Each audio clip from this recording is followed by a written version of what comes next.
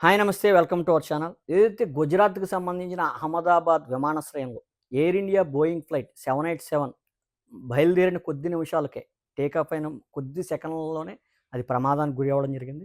పక్కనే ఉన్న మేఘనీ Nagar PJ hostel, medical hostel మీద భవనాల పైన ఢీకొట్టి ఒక్కసారిగా విస్ఫోటనానికి గురయ్యి, అందులో ప్రయాణికులు సుమారు 230 మందితో పాటు క్రూ టీమ్ కూడా ఆ ప్రమాదంలో ఉన్నారు. ఒక్కళ్ళు మాత్రమే ప్రయాణికులు ఒక్కళ్ళు మాత్రమే. విశ్వక్ కుమార్ శ్రీమేక్ అని అతను బ్రిటిష్, భారత్ అంటే ఎన్ఆర్ఐకి సంబంధించిన వ్యక్తి ఒక్కతనే బయటపడడం జరిగింది. 241 మంది దుర్మరణం చెందారు. అదేవిధంగా ఏదైతే బీజే మెడికల్ హాస్టల్ ఉందో అందులో పనిచేస్తున్నటువంటి డాక్టర్లు కూడా సుమారు 28 మందైతే ఇప్పటికి మరణించారు. ఒక 60 మందికి పైగా గాయాలైన పరిస్థితి. ఇది భారతదేశ ఎయిర్ ప్రమాదాల్లోనే ఇది అతి పెద్ద ప్రమాదంగా అయితే మనం చెప్పొచ్చు. అసలు ఈ ప్రమాదాలు ఏ రకంగా జరుగుతాయి? అసలు ఈ బ్లాక్ బాక్స్‌లో ఏమున్నాయి? ఆ బ్లాక్ బాక్స్‌లో కొన్ని సంచలన విషయాలైతే కూడా బయటపడిన పరిస్థితి అయితే ఉంది. అవన్నీ కూడా మీకు వివరించే ప్రయత్నం చేస్తాను. ఈ ఈ ఈ సంఘటన మీద మీ అభిప్రాయం కూడా కామెంట్ చేయండి. ప్రధానంగా చూసుకుంటే ఎయిర్ క్రాఫ్ట్ బోయింగ్ ఫ్లైట్ 787 ఉందో ప్రారంభం నుంచి కూడా కొన్ని సాంకేతిక లోపాలు అంటే కొద్ది నెలల క్రితమే దాంట్లో ఉన్న ఫ్లాపీస్‌ను అదేవిధంగా బ్యాటరీస్ కూడా చేంజ్ చేశారని అయితే ప్రాథమికంగా మనకు సమాచారం ఉంటుంది.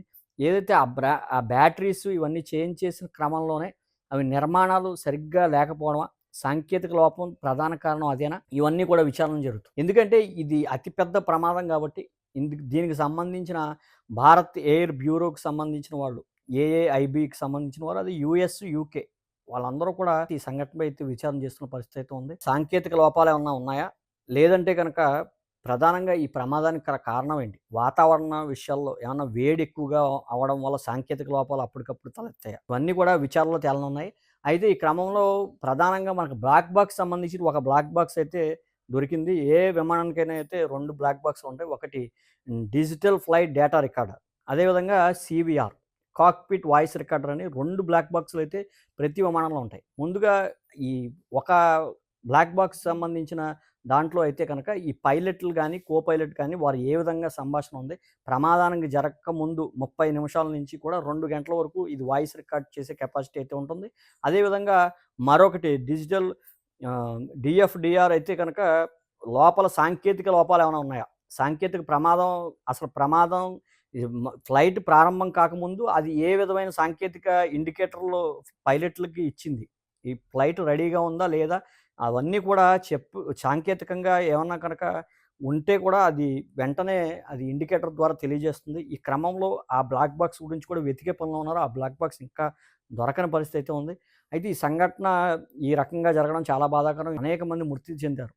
అయితే ప్రధానంగా చూసుకుంటే ఇక్కడ ఎవరైతే మృతి చెందారో వాళ్ళ బాడీలు కూడా కనీసం కనిపెట్టే పరిస్థితుల్లో లేవు. ఎందుకంటే ఆ ఫ్లైట్‌లో ఉన్న 242 మందిలో 41 మంది కూడా పూర్తిగా కాలిపోయారు. ఆ ఫ్లైట్ ఒక్కసారిగా ఢీకొనడంతో భారీగా అందులో చిన్న పిల్లలు, ఆడవాళ్ళు మొత్తం అందరూ పూర్తిగా కాలిపోయిన పరిస్థితి. ఎవరి బాడీ ఏంటో కూడా తెలియని పరిస్థితి. ఇప్పటికే దానికి సంబంధించిన అధికారులు కూడా వాళ్ళ డీఎన్ఏలయితే తీసుకుంటున్నారో, ఆ బాడీ‌కి సంబంధించిన అదే విధంగా కుటుంబ సభ్యులు ఎవరైతే ఉన్నారో, వాళ్ళ డీఎన్ఏ కూడా చెక్ చేసి 72 గంటల్లో వాళ్ళకి ఎవరి బాడీ ఏంటనేది కొద్ది శాతం అయినా సరే వాళ్ళ సంతృప్తి గురించైనా సరే ఆ బాడీలు అప్పచెప్పే పరిస్థితి అయితే ఉంటుంది. అయితే ఈ రకంగా జరగడం చాలా బాధాకరం. ఈ ఇది మన భారతదేశంలో మేజర్‌గా పెద్ద యాక్సిడెంట్, ఫ్లైట్ యాక్సిడెంట్ ఏదైనా ఉందంటే అది ఇదే అని చెప్పుకోవచ్చు. ఎందుకంటే గతంలో 2011లో కూడా ఇటువంటివి జరిగినా సరే భారతదేశంలో ఇంత డ్యామేజ్ ఎప్పుడూ జరగలేదు. ఒక్కసారిగా 242 మంది మరణించడం, అదేవిధంగా కిందున్న ప్రజలు కూడా కామన్ పీపుల్ కూడా సుమారు 28 మంది ఇప్పటికే మరణించారు. 60 మందికి పైగా తీవ్ర గాయాలయ్యాయి. ఒక్కళ్ళకి కూడా ఎక్కడికక్కడ 5, 6 బిల్డింగులు వరుసగా కాలిపోయాయంటే అద్ దాని ఫ్లైట్ తీవ్రత ఏ స్థాయిలో ఉందో కూడా ఒకసారి ఆలోచించుకోవచ్చు. ఇది ఒక బాంబొచ్చి మీద పడినట్టుగానే ఉంటుంది. అంత విధ్వంసం సృష్టించిందనే చెప్పొచ్చు. కారణం ఏదైనా సరే ఈ సంఘటన యావత్ భారతదేశాన్ని కలిచివేసింది. ఎంతోమంది ఎన్నో ఆశలతో లండన్ వెళ్ళాలి.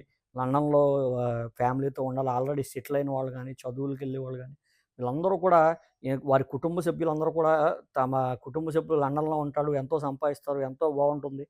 వాళ్ళ అభివృద్ధి వల్ల మొత్తం అందరికీ కూడా ఉపయోగం ఉంటుంది. ఆ క్రమంలో ఆలోచిస్తూ ఉంటారు. ఈ క్రమంలో ఇటువంటి యాక్సిడెంట్లు జరగడం తీవ్ర దిగ్భ్రాంతం వ్యక్తం చేస్తున్నారు. ఇప్పటికే ఈ టాటా గ్రూప్ ఎవరైతే ఉన్నారో, టాటా గ్రూప్ కూడా ₹1,00,00,000 విరాళం ఇచ్చారు. మరణించిన ప్రతి ఒక్కరికి ₹1,00,00,000 అనౌన్స్ చేశారు. అదేవిధంగా ఈ గాయపడిన వాళ్ళందరికి కూడా ట్రీట్మెంట్ ఖర్చులు కూడా వాళ్ళే భరిస్తున్న పరిస్థితి అయితే ఉంది. ఇప్పటికే మన ప్రధానమంత్రి గాని వీళ్ళందరూ కూడా స్పందించడం జరిగింది. ఎవరైతే విశ్వక్ కుమార్‌నైతే ప్రధానమంత్రి కలవడం జరిగింది. అసలు ఈ ప్రమాదం ఏ రకంగా జరిగింది? ఇవన్నీ కూడా అతనితో కూడా మాట్లాడడం జరిగింది.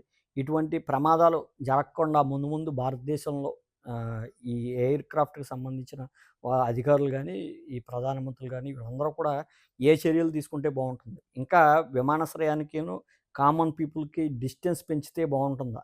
ఇటువంటి ప్రమాదాలు జరిగినప్పుడు ఏ రకమైన చర్యలు తీసుకోవాలి? ఈ సాంకేతిక లోపాలు ముందుగా ఏ రకమైన టెస్టింగ్ చేసి ఫ్లైట్ అప్పుడు ఏ రకంగా బయలుదేరాలి? ఇవన్నీ కూడా సాంకేతిక లోపాలు జరగకుండా చూసుకోవాలి. ఎందుకంటే ఇందులో ప్రధానంగా చూసుకుంటే కనుక మనకి సాంకేతిక లోపాల కిందే చూడాలి. ఎందుకంటే ఫ్లైటు టేక్ ఆఫ్ అయిన కేవలం 30-60 సెకన్లలోనే కింద పడిపోయిన పరిస్థితి.